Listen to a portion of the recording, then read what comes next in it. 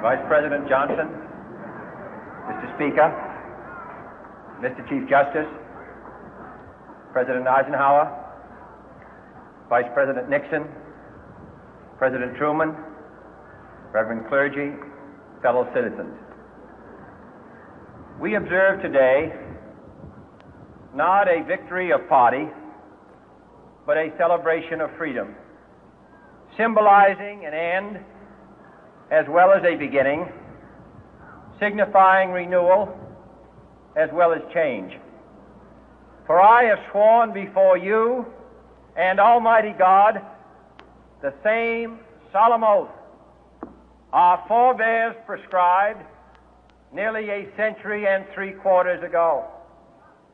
The world is very different now, for man holds in his mortal hands the power to abolish all forms of human poverty and all forms of human life.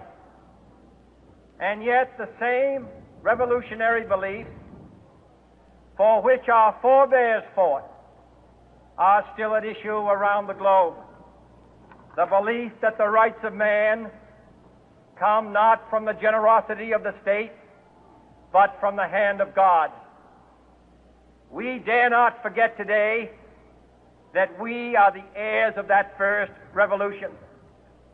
Let the word go forth from this time and place to friend and foe alike that the torch has been passed to a new generation of Americans born in this century, tempered by war, disciplined by a hard and bitter peace, proud of our ancient heritage, and unwilling to witness or permit the slow undoing of those human rights to which this nation has always been committed and to which we are committed today at home and around the world.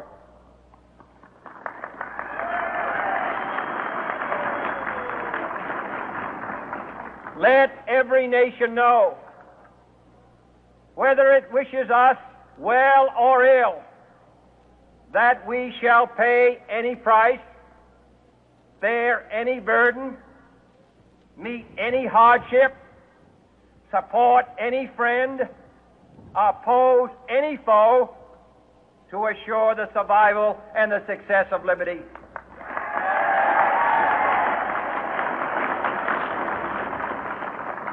This much we pledge and more.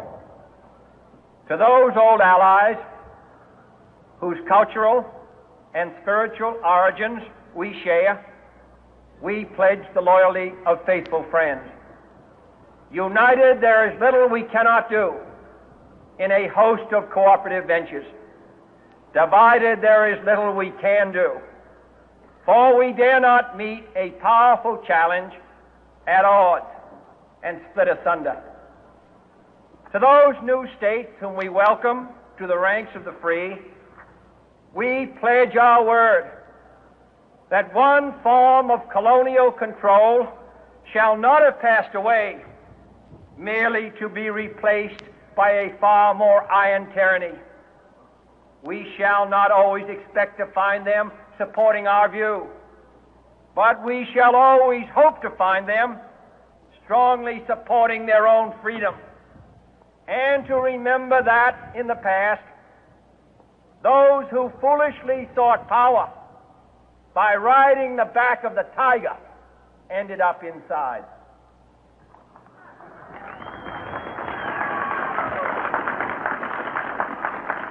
To those people in the huts and villages of half the globe struggling to break the bonds of mass misery, we pledge our best efforts to help them help themselves for whatever period is required, not because the communists may be doing it, not because we seek their votes, but because it is right.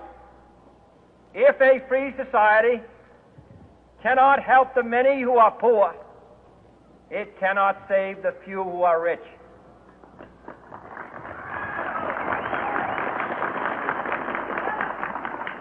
To our sister republics south of our border, we offer a special pledge to convert our good words into good deeds, in a new alliance for progress, to assist free men and free governments in casting off the chains of poverty. But this peaceful revolution of hope cannot become the prey of hostile powers. Let all our neighbors know that we shall join with them to oppose aggression or subversion anywhere in the Americas. And let every other power know that this hemisphere intends to remain the master of its own house.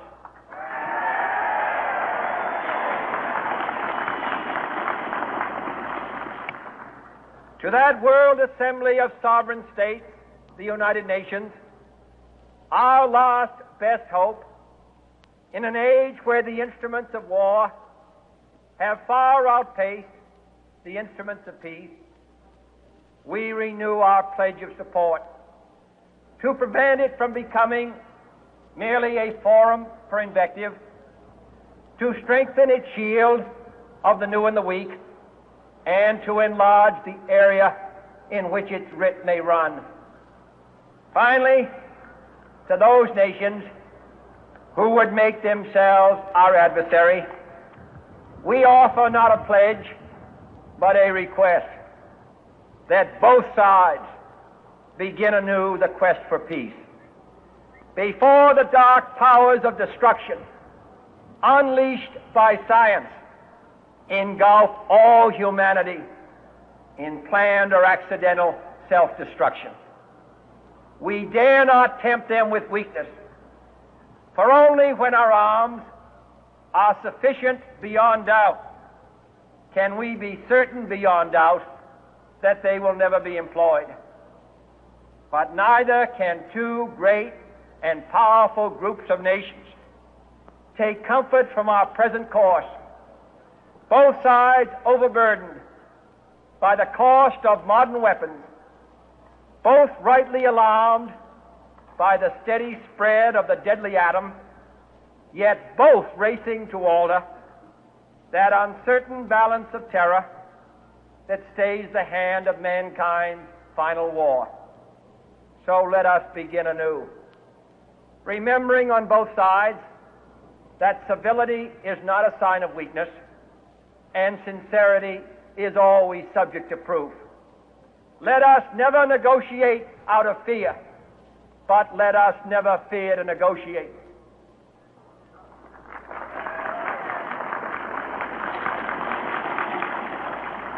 Let both sides explore what problems unite us, instead of belaboring those problems which divide us.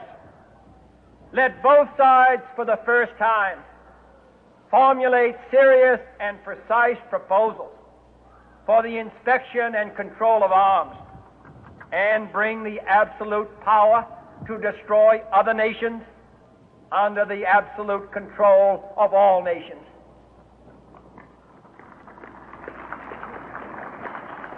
Let both sides seek to invoke the wonders of science instead of its terrors. Together, let us explore the stars, conquer the deserts, eradicate disease, tap the ocean depths, and encourage the arts and commerce. Let both sides unite to heed in all corners of the earth the command of Isaiah to undo the heavy burden and let the oppressed go free. And if a beachhead of cooperation may push back the jungle of suspicion, let both sides join in creating a new endeavor, not a new balance of power, but a new world of law, where the strong are just and the weak secure and the peace preserved. All this will not be finished in the first 100 days, nor will it be finished in the first 1,000 days, nor in the life of this administration. nor even perhaps in our lifetime on this planet. But let us begin.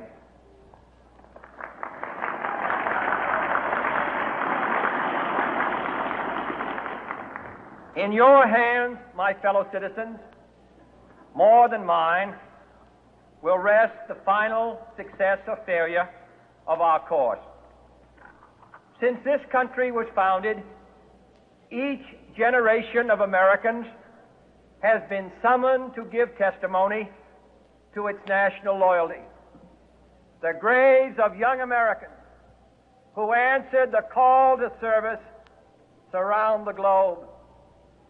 Now the trumpet summons us again, not as a call to bear arms, though arms we need, not as a call to battle, though in battle we are, but a call to bear the burden of a long twilight struggle, year in and year out, rejoicing in hope, patient in tribulation, a struggle against the common enemies of man, tyranny, poverty, disease, and war itself. Can we forge against these enemies a grand and global alliance, north and south, east and west, that can assure a more fruitful life for all mankind? Will you join in that historic effort?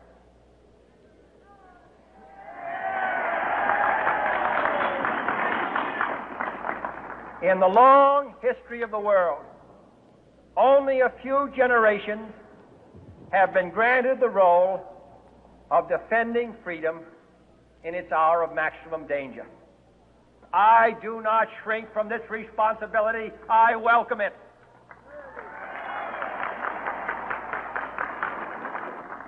I do not believe that any of us would exchange places with any other people or any other generation. The energy, the faith, the devotion which we bring to this endeavor will light our country and all who serve it. And the glow from that fire can truly light the world.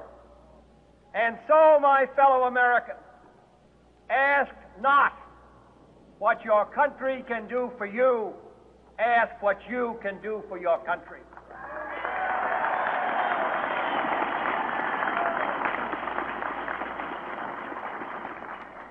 My fellow citizens of the world, ask not what America will do for you, but what together we can do for the freedom of man.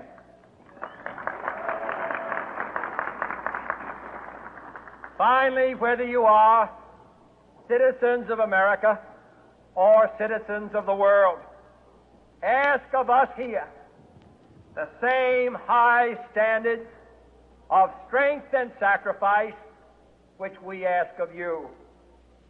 With a good conscience, our only sure reward, with history the final judge of our deeds, let us go forth to lead the land we love, asking His blessing and His help, but knowing that here on earth, God's work must truly be our own.